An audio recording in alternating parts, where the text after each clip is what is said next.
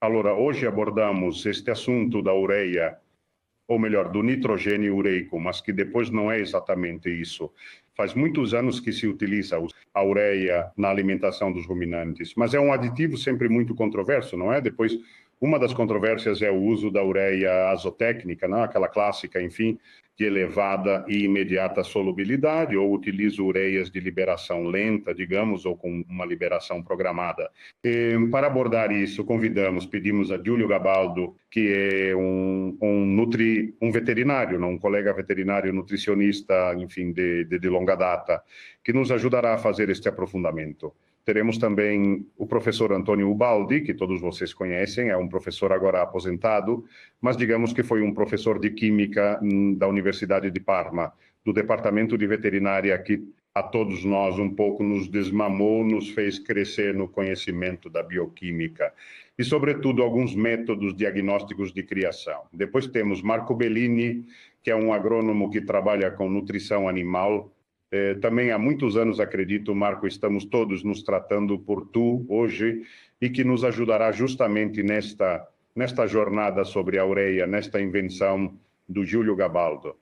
Agora vou compartilhar a tela um momento e exibimos esta apresentação que foi preparada. Vão se alternar, de fato, Gabaldo, Bellini e o professor Ubaldi. Portanto, no título deste encontro é Uso de nitrogênio não proteico de liberação lenta na dieta de ruminantes. Veremos que é uma patente, então algo, digamos, no qual Gabaldo dedicou os melhores anos da sua vida. Não é mesmo, Júlio? Eu diria que sim.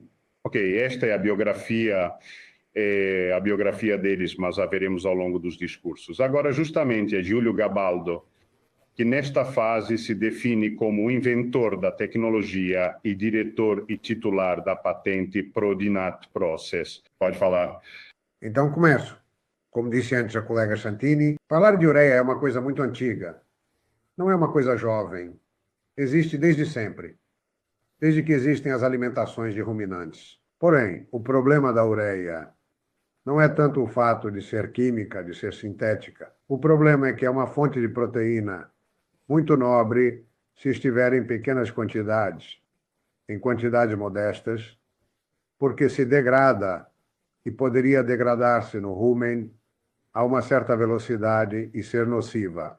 De fato, eu coloquei como primeiro slide. Naturalmente, a soja é a única proteína, digamos, eficaz, de uma certa relevância que é usada também nos ruminantes. Pode, havendo proposta semelhante, incluir também a ureia. Mas o problema real, eu me permiti fazer um pequeno metabolismo do nitrogênio dos ruminantes para mostrar que a ureia está praticamente participando, entrando no rumen, entrando no intestino e circulando pelo fígado, retornando através da saliva. E retornando, participa em praticamente todas as reações metabólicas e energéticas. Então, quais são as perguntas a se fazer? A soja é cara. Sim, sempre foi. Mas agora, neste momento, está em baixa. Em outros momentos, em alta. Já passamos por momentos em que a soja não custava nada. Por momentos em que custava 3 vezes o milho. Lembra, Alessandro? Sim, hein? Aconteceu isso. Que de confiar na soja. Tanto mais que a soja é um produto que é praticamente produzido quase todo pelas Américas, há as partes principais. Depois há um pouco de Ásia, mas não são as principais. Depois, a soja tem também outro problema. Se não for bem tratada, a farinha de extração não é bem preparada, tem também algum efeito secundário. Tanto é verdade que medimos a urease para garantir que não seja nociva. Enquanto nos ruminantes temos como alternativa, como foi dito, a possibilidade de usar ureia. Se a usarmos de maneira precisa, tendo presente que a ureia deve entrar no rumen de uma maneira, como se diz, lenta e de certo modo, que agora vamos explicar. Aqui eu mostrei a ureia, que tem um mercado enorme e é um contínuo. O preço, vejam, de 2022 a 2032 terá sim um dobro, mas não é 10 vezes como poderia ser em vez disso o da soja. A ureia é um produto químico, é um pouco como o bicarbonato de sódio, não é um produto que tem variáveis que são políticas, sociais, industriais, como são ultimamente. Ultimamente vimos o mundo virar de cabeça para baixo em 2 meses. Io mi sono permesso di fare un pequeno resumo de como são as proteínas para todos os colegas que nos ouvem. Recordo que as proteínas são com a fórmula clássica, onde o azoto é multiplicado por 6,25. Digo isso porque, mas recentemente me deparei com muitos colegas que, quando falam de proteínas, não têm ideias muito claras. Então me permiti fazer este gráfico. Simples. As proteínas são 28 por 6, 25. Há aquelas que estão disponíveis nos ruminantes e aquelas que não estão disponíveis. Aquelas não disponíveis, geralmente, são as que estão ligadas às fibras duras, à lignina, e devem ser eliminadas. As disponíveis, por sua vez, são as que se degradam no rumen e as que não se degradam no rumen. Ora, aquelas que não são degradáveis no rumen, em grande parte, são insolúveis. Passam pelo intestino e podem, a este ponto, ser digeríveis ou indigeríveis. Então, os indigeríveis saem com as fezes e a urina e as frações, no entanto, digeríveis vão fornecer os aminoácidos de tudo o que é necessário para a vaca, que é o músculo, o leite e tudo o mais. A hidratação metabólica da ureia. Ora, já que falamos de ureia, dizia, como é que esta ureia é transportada? Bem, a ureia entra através de canais específicos, entra dentro, naturalmente na digestão através da via hepática, através da saliva, através das papilas ruminais, quando é degradada e assimilada, e são formados alguns aminoácidos. Está nos ouvindo o professor Ubaldi. Ubaldi, quando trouxemos as primeiras descobertas, até isolou uma enzima que nunca tinha encontrado. Depois ele nos explicará. Os progressos da pesquisa sobre a ureia transportada pela ruminante agora são bastante, estão disponíveis.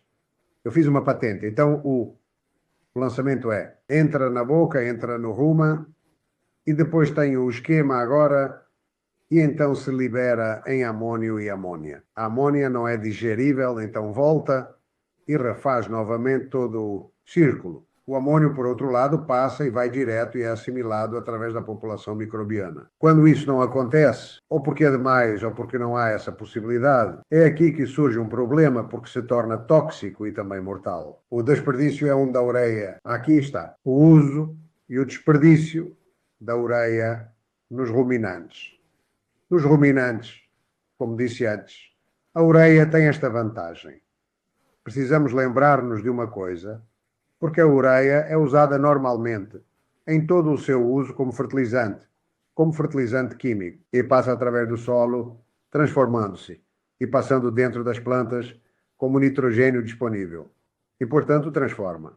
Assim já temos um fenômeno de transformação natural, de liberação lenta, e o temos diante dos olhos. Hoje existem essas técnicas de reduzir essa metabolização também ao nível da população microbiana ruminal, e que este é o termo da patente que o subscrito depositou ainda na Itália e em âmbito internacional. Uma coisa não pequena. Se você se lembrar de 7, 8 anos atrás, em uma conferência, você disse uma frase correta. A ureia parece que reduz em parte a questão da emissão de gás de efeito estufa nos ruminantes. Estudos americanos. Eu te fiz a pergunta, mas isso é um fato comprovado? Certamente há uma documentação de fato. Agora, a minha pergunta é, a nossa ureia também reduz isso? Assim, enquanto a soja continua a metabolizar-se em amônia, a ureia não, porque ou vai para o sangue, faz mal, ou se transforma em proteínas, que têm um desperdício muito baixo. O ciclo da ureia nos ruminantes, estás a seguir? Existe o clássico, a fermentação dos ruminais. A velocidade de hidrolisação, isso também me interessa, porque a velocidade de hidrolisação, eu comparei a um carro e um trator. O carro vai muito rápido, hidrolisa-se, formando muita amônia, pouco amônio. A amônia se torna tóxica. O trator, por outro lado, vai devagar, se forma muito mais amônio e pouca amônia. Então aqui está o segredo da patente. Permite ter mais amônio e menos amoníaco, Vai em frente. Aqui mostrei o funcionamento da ureia com o método Protein Process. Vejam que é igual ao outro, com a diferença que o conteúdo se transforma e a população microbiana consegue ir lá absorver a quantidade de ureia. Mas chegamos a doses notáveis e verificamos isso no campo, no terreno. Depois falará também o Dr. Bellini, que viu isso também nas vacas leiteiras, que ele experimentou em primeira mão. A melhor eficiência, atualmente, se você se lembra, os estudos americanos são de 20% a 30% que existe a ureia. Mas eu me pergunto, se esta ureia for utilizada em uma quantidade maior e reduzirmos completamente a soja, sobre a qual já escrevemos um artigo na Ruminantia, essas emissões serão ainda mais altas. Eu suponho que poderiam chegar até 50% de redução. Esta é uma coisa que não posso demonstrar, mas que posso hipotetizar.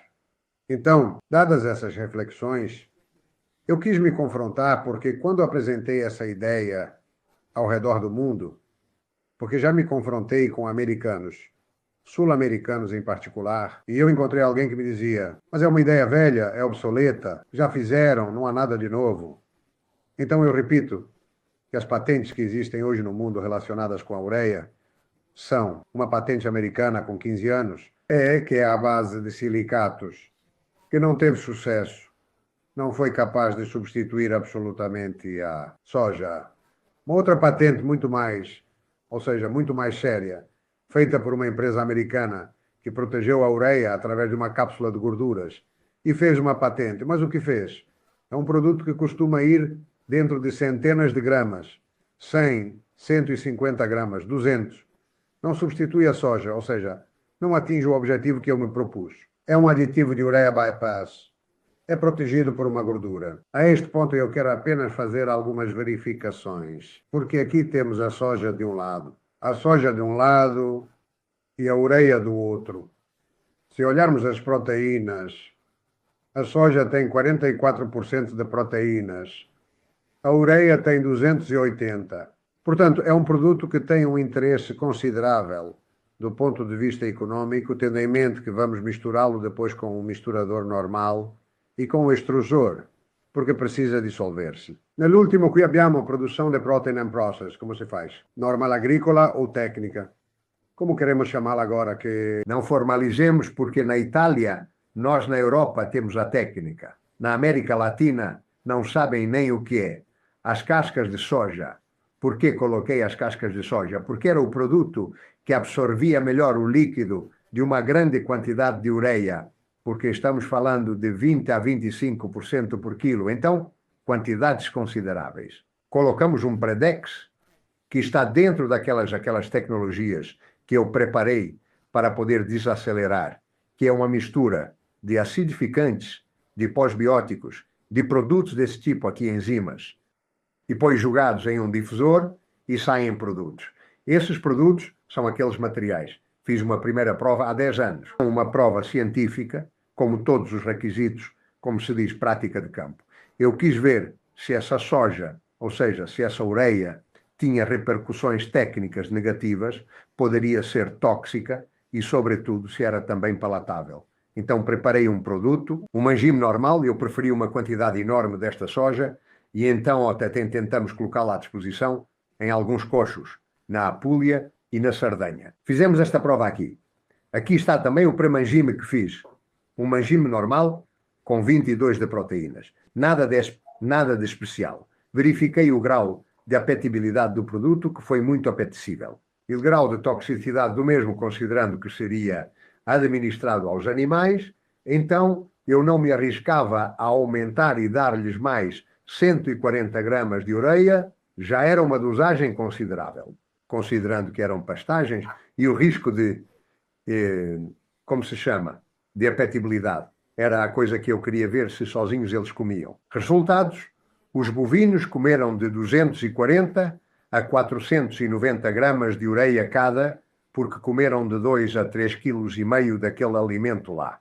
Sozinhos, em comedouros, gli ovini e i caprini sono stati in grado di arrivare a mangiare 56-70 gramas di ureia trattata. Não é pouco, hein, Alessandro? Não é pouco. Ah, Sem ter não. nenhum contra, nenhum problema. Aliás, algumas vacas até aumentaram mais. E como estavam em pastoreio livre na Puglia, a Puglia tem pastos muito, você sabe, são pobrezinhos, enfim, não é que haja depende do momento em que você chega. Nós estávamos, se não me engano, na primavera avançada, então os terrenos já começavam a secar. E poi abbiamo ad un certo punto, finché non mi ha questo mio amico, che qua mio Franco, che mi aiuta, mi ha stimolato, diz, mas desculpa um momento, se esta coisa tão importante, tão interessante, eu estou ruminando sobre isso por tanto tempo, tu me conheces, mas por que não a patentear? E investi 4 dinheiros que tinha ganhado para patentear este negócio aqui. E levei o meu velho, o meu mentor, o professor Ubaldi, que sempre me acompanhou em todas as minhas loucuras, mais ou menos, e em determinado momento tentamos fazer uma prova em um momento mais perigoso, em que as vacas de alta produção, em pré e pós-parto, em relação aos animais, mas de fato, no pré e pós-parto, lá fizemos as coisas bem. Randomizamos 2 grupos, tratado, não tratado, 5 animais de um lado, 5 do outro. Agora o Baldi vai e lhes dirá os resultados. Porém, já adianto que não houve problemas. Agora começa o Baldi.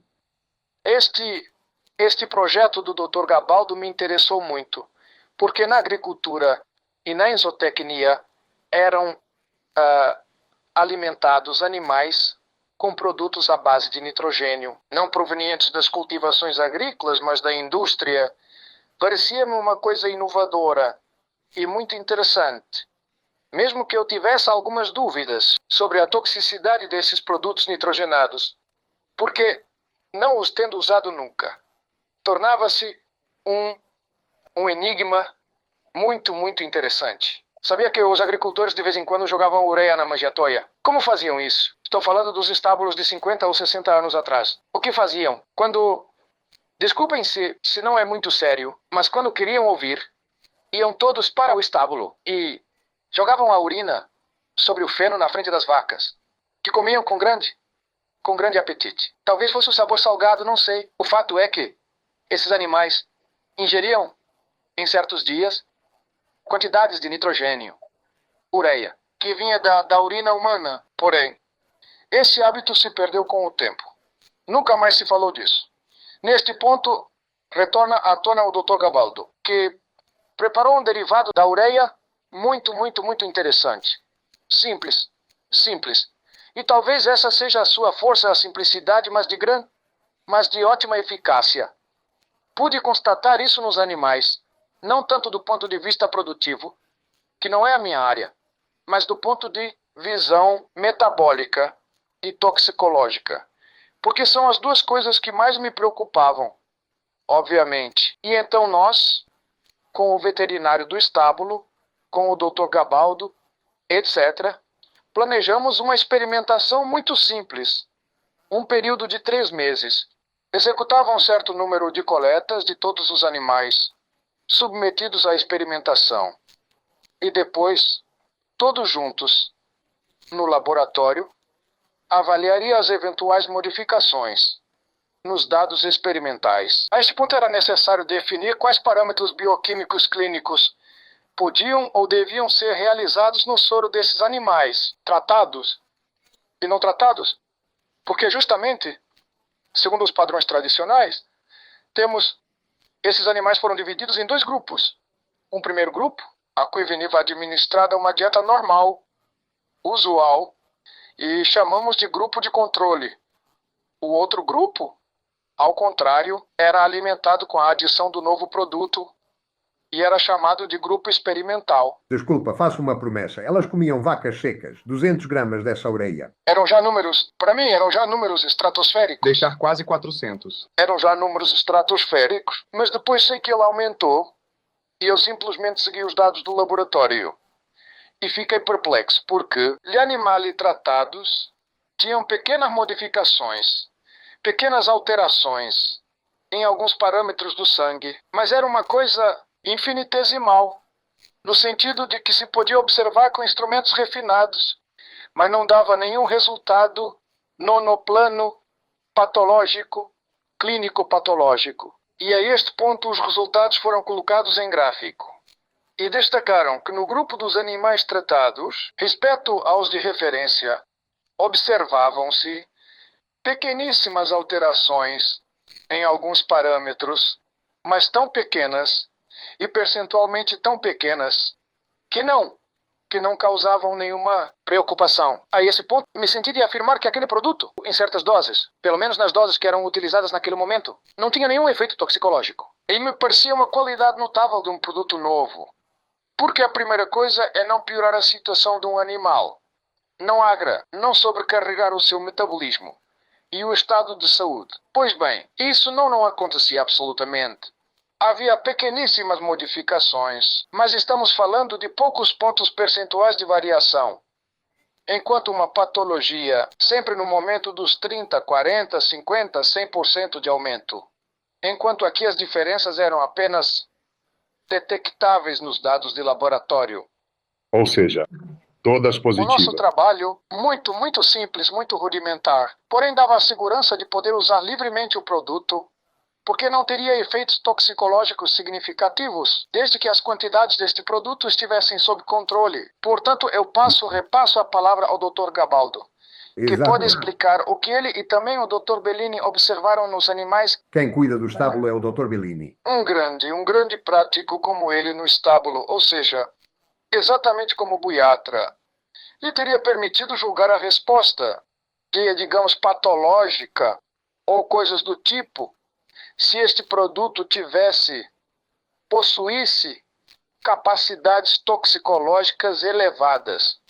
Então, o Dr. Bellini é quem poderá nos dizer, em campo, o que se pode observar. Obrigado, António. Escuta uma coisa. Eu agora vou falar 2 minutos dos produtos que nasceram com esta tecnologia. E me deixe, usam, que foram 2 até agora, mas foram, digamos, decididos porque este era um pouco o mercado. Um produto foi mesclado com gelino, porque as percentagens de ureia são mais baixas. São de 10%, não 20%, 25%.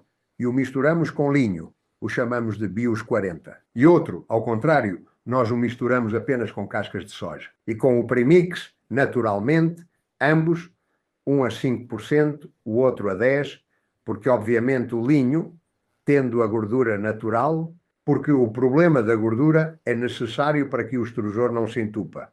Longe.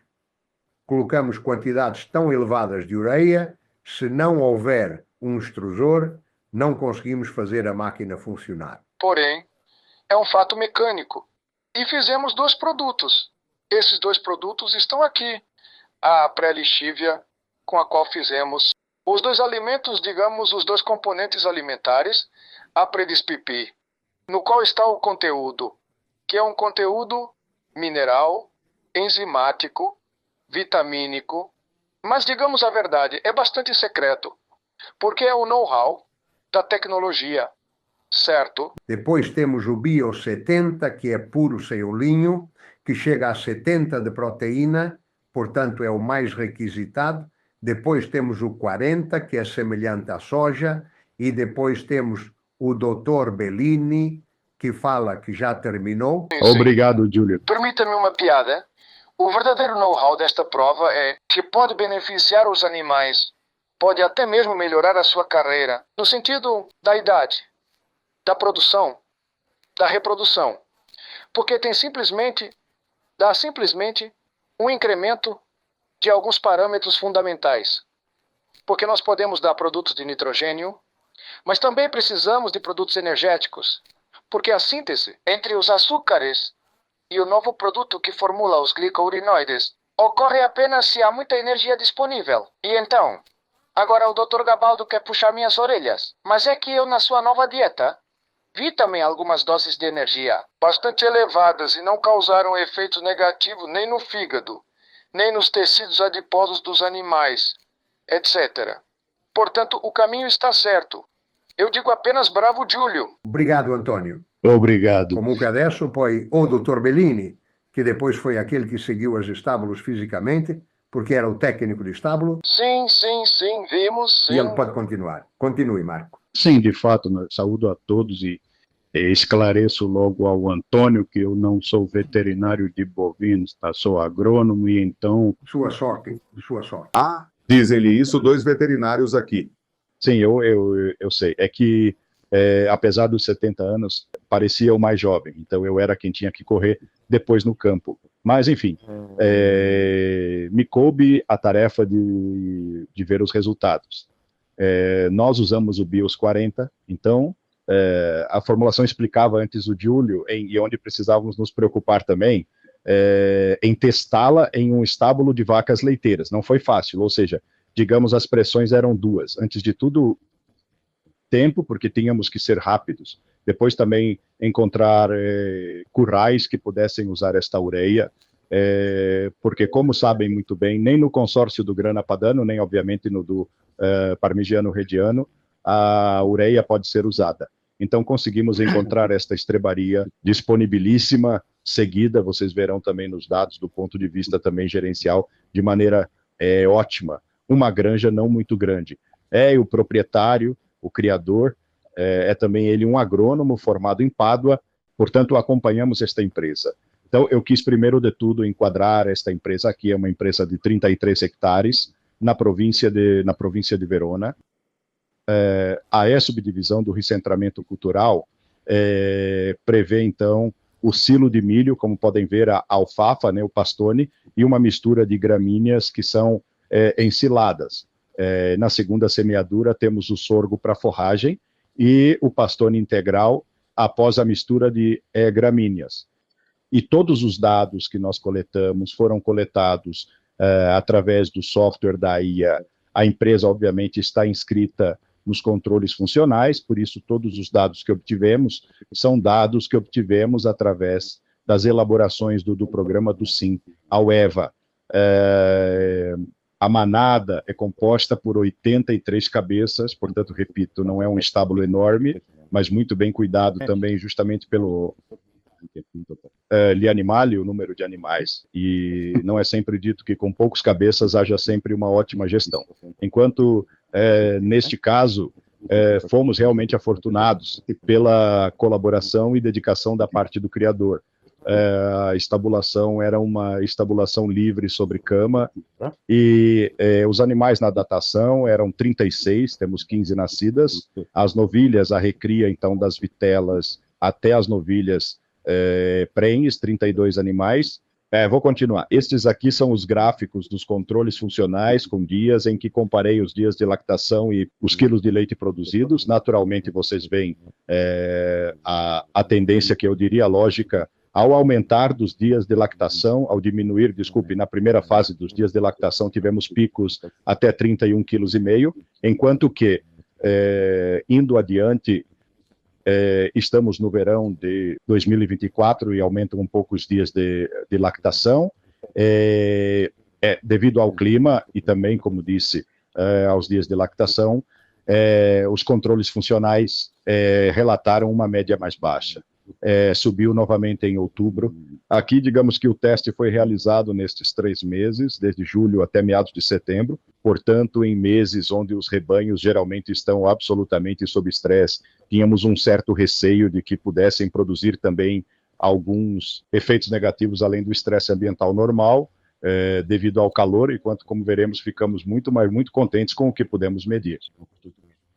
Nesta outra diapositiva, quis comparar as duas rações. A nossa preocupação foi fazer isso, digamos assim, isoproteica, e ajustando um pouco as quantidades dos alimentos que compuseram a ração experimental. Em função também, por exemplo, pelo fato de que a empresa ficou sem o pastone integral e, portanto, tivemos que aumentar do outro lado a farinha de milho, dado que o trinciato de milho tinha que permanecer sempre a mesma quantidade por problemas relacionados à disponibilidade. Digamos que os forragens que estavam presentes na empresa tinham características que, infelizmente, não eram as do ótimo. Foram forragens produzidas durante o ano de 2023 e, portanto, a evolução meteorológica de 2023 tinha produzido forragens que não eram certamente excepcionais, mas talvez, como dizia Júlio anteriormente, nessas ocasiões que o produto trabalha melhor. Você vê das duas rações que naquela experimental, além da falta do ensilado, que foi, como eu dizia, substituído por uma maior quantidade de farinha de milho, a ração experimental não tinha, foi completamente substituída pela soja através do BIOS 40, então eles chegaram a comer até 2,5 kg, no final do teste também, fomos até 3 quilos. Esta é a composição que deriva do software de racionamento, mas que é confirmada também pelas análises do Unifit, que retraçaram quase todos os valores do software. Isso, acreditem, para um nutricionista é uma grande satisfação. Os dados durante a narração experimental, peguei como documento o sintético coletivo que deriva dos controles funcionais da AIA, como já disse antes, e tomando a média anual do estábulo, não conhecendo o estábulo, não estando há anos dentro do estábulo, mas querendo fazer e comparar o histórico do estábulo com a situação que tínhamos durante a fase experimental, veem que também mantivemos os valores que costumavam constituir o histórico da fazenda. Gostaria de destacar, especialmente também, a média dos dias no pico de lactação, que não é fácil levar a 82, 81 dias de lactação, justamente porque dessa maneira aqui sabem bem que aumentando os dias do pico de lactação consegue-se dilatar a curva de lactação, assim ganhando muito mais leite no âmbito da própria lactação convencional. As células somáticas diminuíram também porque o número não é elevado de cabeças, bastou identificar aquela vaca que tinha grandes problemas para que o número diminuísse. Rápido, a ureia, vejam, a ureia no leite manteve-se em valores mais que aceitáveis, que os animais prenhes estavam em torno de 50% a 56% durante a fase experimental. Essas são as curvas de lactação, também extraídas do software, onde se vê que justamente são curvas para cada ordem de lactação, portanto, curvas fisiológicas nas quais se evidencia o pico de lactação, o crescimento durante a primeira fase e depois, naturalmente, ao caminhar em direção. Quanto mais se avança nos dias de lactação, obviamente o leite diminui, porém o conforto é ter visto curvas de lactação e não, especialmente como pode acontecer também no período de verão, quedas de lactação, onde após o primeiro controle há apenas baixas di leite. Come dicevo prima, questa è la distribuzione delle cellule somatiche differenziali, quindi vedete che abbiamo un 58% de vacas saudáveis, un 23% de vacas em risco, no primeiro estágio de inflamação, eventualmente, existe uma certa porcentagem no estábulo onde estávamos, uma certa porcentagem de vacas com mastite subclínica ou clínica, devido também, obviamente, ao tipo de alojamento que, se é muito mais confortável para as vacas, na verdade é muito mais difícil de gerir. Esta, ao contrário, é a síntese da gestão reprodutiva. É uma coisa a qual dou muita importância, porque então, digamos que o tempo de espera voluntário escolhido pelo criador era de 70 dias. Então, nas vacas, vejam, as não insemináveis, que tem essa fatia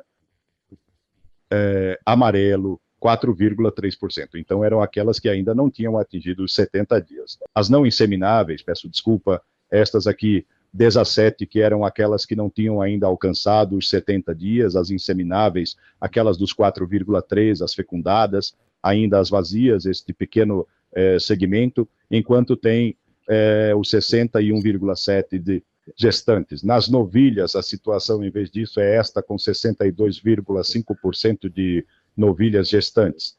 Este é o índice de resumo da fertilidade, obtido também aqui pelo pelo-se elevado, vence os intervalos para tomar um arco de tempo que vai de dezembro de 2023 até dezembro de 2024, portanto, além também do período de teste experimental, para evidenciar que o teste experimental não produziu, de qualquer forma, efeitos negativos.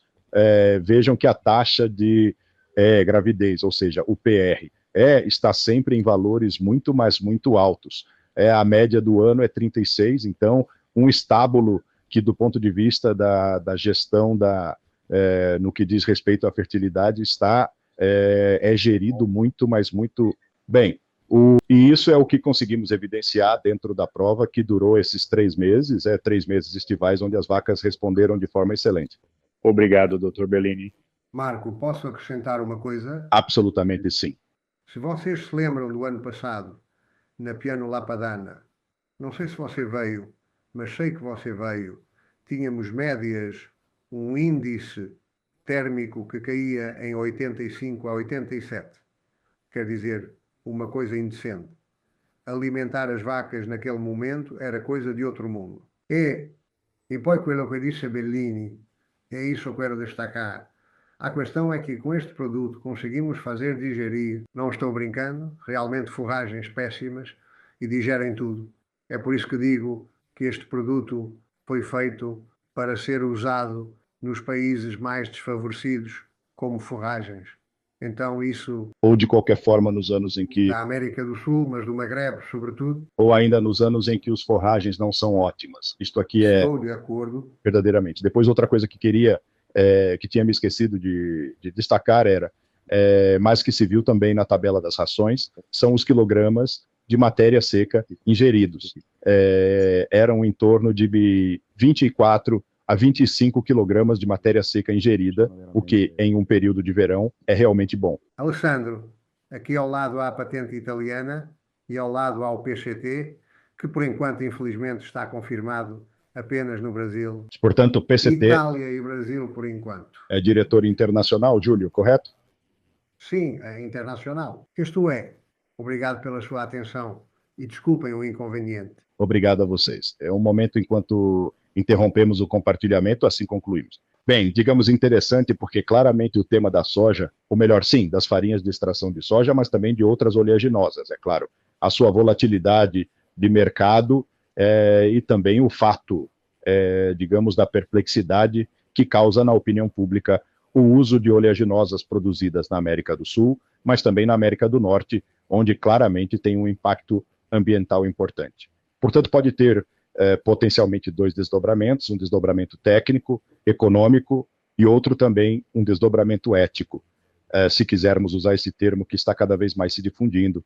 Interessante haver feito um teste, me parece ter entendido, Giulio, extremo, ou seja, extremizado, porque em um momento climático e anual, onde geralmente não se fazem os testes, porque é de tudo e mais um pouco, não é do final do verão. Então, por mais que alguém seja um bom criador, enfim, o estresse térmico afeta duramente e está fazendo isso de maneira pesada.